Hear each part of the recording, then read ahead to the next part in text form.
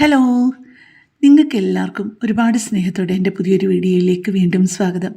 ഇന്ന് ഞാൻ നിങ്ങൾക്കെല്ലാവർക്കും ഒരുപാട് ഇഷ്ടമുള്ള നല്ലൊരു മത്തിക്കറിയാണ് ഷെയർ ചെയ്യുന്നത്. നിങ്ങൾക്കെല്ലാം അറിയാമെന്ന് എനിക്കറിയാം നന്നായിട്ട് ഇതൊക്കെ തയ്യാറാക്കാനായിട്ട്. എങ്കിലും ഞാനിതെങ്ങനെയാണ് തയ്യാറാക്കുന്നതെന്ന് നിങ്ങളോടൊന്ന് പരിചയപ്പെടുത്തുന്നു എന്നുള്ളതേ ഉള്ളൂ കേട്ടോ. ഇത് കപ്പയുടെ കൂടെയോ പുട്ടിൻ്റെ കൂടെയോ ചോറിൻ്റെ കൂടെയോ ദോശയുടെ കൂടെയൊക്കെ നല്ല ഒന്നാന്തരം ഒരു കോമ്പിനേഷനാണ്. കണ്ടല്ലോ, നല്ല ചാറൊക്കെ കുറുകി നല്ല ഡാർക്ക് കളറിൽ ഇരിപ്പുണ്ട്. അപ്പോൾ നമുക്കിതെങ്ങനെയാണ് തയ്യാറാക്കുന്നതെന്നൊന്ന് നോക്കാമേ. അപ്പോൾ ഞാനിതിന് വേണ്ടിയിട്ട് എടുത്തിരിക്കുന്നത് 1/2 കിലോ കഴുകി വൃത്തിയാക്കിയ മത്തിയാണ് കേട്ടോ. ഇപ്പോൾ ആ ചട്ടി ചൂടായി വന്നപ്പോഴേക്കും അതിലോട്ട് ഒഴിച്ചു കൊടുത്തിരിക്കുന്നത് 3 ടേബിൾ സ്പൂൺ വെളിച്ചെണ്ണയാണ്. അതിലേക്ക് ഒരു 1/4 ടീസ്പൂൺ ഉലുവയും 1 ടീസ്പൂൺ കടുകും ഇട്ട് കൊടുക്കുന്നുണ്ട്. കടുക് പൊട്ടുന്ന സമയം കൊണ്ട് പിന്നെ എന്തൊക്കെയാണ് വേണ്ടതെന്ന് പറയാമേ. ഞാൻ എടുത്തിരിക്കുന്നത് ഒരു 25 കൊച്ചുള്ളി ചെറുതായിട്ട് അരിഞ്ഞതും 3 പച്ചമുളക് 4ആയിട്ട് മുറിച്ചതും ഒരു 1.5 ഇഞ്ച് വലുപ്പത്തിൽ ഇഞ്ചി കനം കുറച്ചരിഞ്ഞതും ഒരു 10-15 വെളുത്തുള്ളി കനം കുറച്ചരിഞ്ഞതും ഒരു 2-3 തണ്ട് കറിവേപ്പിലയുമാണ്. ഇപ്പം നമ്മുടെ ഉലുവയും കടുകും ഒക്കെ പൊട്ടിക്കഴിഞ്ഞിട്ടുണ്ട്. പിന്നെ ഒരു 2 തണ്ട് കറിവേപ്പിലയും കൂടി അതിനകത്തോട്ടിട്ട് ചെറുതായിട്ടൊന്ന് താളിച്ച് കഴിയുമ്പോഴേക്കും പിന്നെ നമ്മൾ അരിഞ്ഞു വെച്ചിട്ടുണ്ടല്ലോ ചുവന്നുള്ളി, പച്ചമുളക്, ഇഞ്ചി, വെളുത്തുള്ളി, ഇത്രയും ചേരുവകൾ അതിനകത്തോട്ട് ചേർത്തിട്ട് ഇത് വഴറ്റാൻ ആവശ്യമായിട്ടുള്ള ഒരു 1/2 ടീസ്പൂൺ തൊട്ട് 1/4 ടീസ്പൂൺ വരെ ഉപ്പുപൊടിയും കൂടി ഇട്ടിട്ട് ഇതൊന്ന് നന്നായിട്ട് വഴറ്റി കൊടുക്കണേ.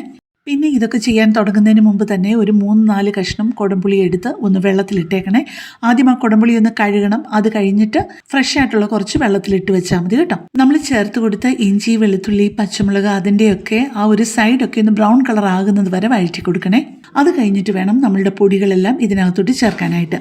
ഞാൻ കാശ്മീരി ചില്ലി പൗഡറാണ് എടുത്തിരിക്കുന്നത്. മറ്റേ സാധാരണ മുളക് പൊടി എടുത്തിട്ടില്ല. കാശ്മീരി ചില്ലി പൗഡർ ഞാൻ എടുത്തിരിക്കുന്നത് 5 ടേബിൾ സ്പൂണും 1 ടേബിൾ സ്പൂൺ മല്ലിപ്പൊടിയും 1/2 ടീസ്പൂൺ മഞ്ഞൾപ്പൊടിയുമാണ് എടുത്തിരിക്കുന്നത്. എരിവുള്ള മുളക് പൊടിയാണ് എടുക്കുന്നതെന്നുണ്ടെന്നുണ്ടെങ്കിൽ ഇതിനെക്കാട്ടിലും അളവ് കുറച്ചെടുക്കാൻ മറക്കല്ലേ. അതുപോലെ ഒന്നുകിൽ ഫ്ലെയിം ഓഫ് ചെയ്തിട്ട് അല്ലാന്നുണ്ടെങ്കിൽ വളരെ ചെറിയ ഫ്ലെയിമിൽ ഈ പൊടികളൊക്കെ ഇട്ട് കൊടുത്തു കഴിഞ്ഞിട്ട് വഴറ്റാവുള്ളേ. പെട്ടെന്ന് ഞാനൊരു കാര്യം പറഞ്ഞോട്ടെ. എൻ്റെ ഈ ചാനലും വീഡിയോയും ഒക്കെ ആദ്യമായിട്ട് കാണുന്ന ആരെങ്കിലുമൊക്കെ ആണെന്നുണ്ടെന്നുണ്ടെങ്കിൽ എൻ്റെ ചാനൽ നിങ്ങൾ പോയി ഒന്ന് ചെക്ക് ചെയ്താൽ ഒരുപാട് വ്യത്യസ്തമായിട്ടുള്ള റെസിപ്പികളുണ്ട് കേട്ടോ.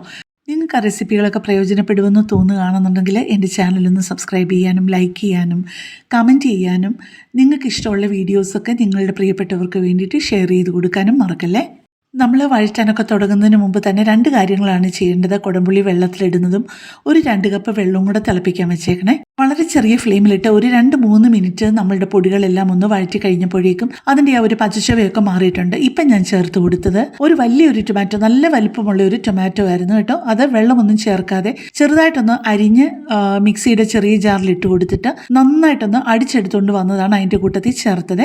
പിന്നെ ആ അരച്ചെടുത്ത ആ ഒരു മിക്സിയുടെ ജാറ് കഴുകി ഒരു 2 ടേബിൾ സ്പൂൺ വെള്ളവും കൂടെ അതിനൊപ്പം ചേർത്തിട്ടുണ്ട്. തക്കാളി അരച്ചെടുത്തതിലെ ആ ഒരു വെള്ളമയം ഉണ്ടല്ലോ, ആ വെള്ളമയത്തിൽ കിടന്നിട്ട് കുറച്ചുകൂടെ നന്നായിട്ട് നമ്മുടെ അരപ്പൊക്കെ ഒന്ന് മൂത്ത് എണ്ണ തെളിഞ്ഞ് വരണേ.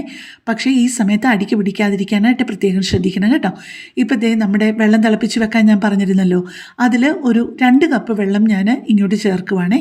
നമ്മുടെ അരപ്പൊക്കെ നല്ലതായിട്ട് കട്ടയായിട്ടിരിക്കുകയായിരിക്കും. ആ കട്ടയെല്ലാം നന്നായിട്ടൊന്ന് ഉടച്ചു കൊടുത്തിട്ട് കുടംപുളി നമ്മളെ വെള്ളത്തിലിട്ട് വെച്ചിരുന്നല്ലോ, അത് ആ വെള്ളത്തോടു കൂടി തന്നെ ഇതിനകത്തോട്ട് ചേർത്തിട്ട് കുറച്ചും കൂടി ഉപ്പും കൂടെ ചേർത്ത് കൊടുക്കണേ. പുളിയും ഒക്കെ കൂടെ ചേർന്ന് വരുമ്പോഴത്തേക്ക് ഉപ്പ് നമ്മൾ ആദ്യം ഇട്ട് കൊടുത്തു ഒന്നും ഒട്ടും പോരാതെ വരും. ആ പുളിയും കൂടി ഇട്ട് ആ വെള്ളത്തിൽ കിടന്നിട്ട് നന്നായിട്ടൊന്ന് തിളച്ച് കഴിയുമ്പോഴേക്കും നമ്മുടെ കഴുകി വൃത്തിയാക്കി ചെറുതായിട്ടൊന്ന് വരഞ്ഞു കൊടുത്താൽ മതിയെ. മീൻ വറക്കുമ്പം വരയുന്നത്രയും അങ്ങ് വരഞ്ഞു കൊടുക്കേണ്ട ആവശ്യമില്ല.